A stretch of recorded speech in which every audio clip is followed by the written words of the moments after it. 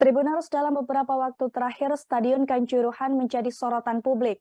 Bahkan tak hanya dari Indonesia saja, melainkan menjadi perbincangan di sejumlah negara lainnya.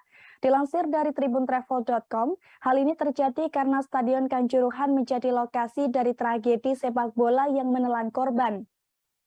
Tragedi memilukan di Stadion Kanjuruhan terjadi pasca pertandingan antara tim Arema FC versus Persebaya pada Sabtu 1 September 2022 malam. Di malam saat itu di Stadion Kanjuruhan terjadi kerusuhan supporter tim Arema FC setelah kalah dari tim Persebaya. Kerusuhan supporter ini terjadi di Stadion Kanjuruhan tersebut berlangsung cukup ricuh dan tidak terkendali, hingga membuat aparat kepolisian menembakkan gas air mata. Tribuners.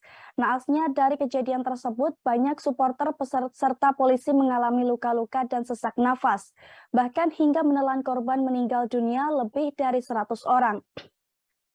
Diketahui sebelumnya, Stadion Kanjuruhan ini merupakan markas besar tim sepak bola yang berasal dari Malang Arema FC.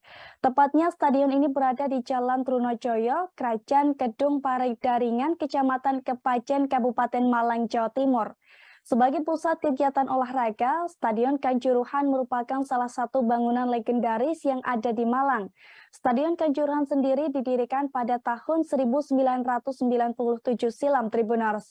Kemudian stadion yang menjadi markas Arema FC itu diresmikan oleh Megawati Soekarno Putri yang kala itu menjabat sebagai Presiden RI pada 9 Juni 2004. Pasalnya sebelum ke Stadion Kanjuruhan, markas besar Arema FC dulu berada di Stadion Gajayana Malang. Namun bersamaan dengan peresmiannya, diadakan sebuah laga uji coba antara Arema FC dan PSS Sleman di tengah musim Liga Indonesia Divisi 1. Pertandingan perdana itu rupanya berbuah manis dan membawa kemenangan untuk Arema FC dengan skor akhir 1-0.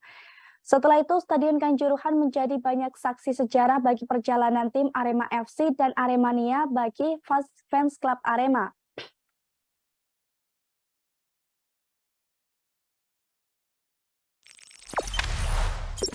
Jangan lupa subscribe, share, komen, dan like ya!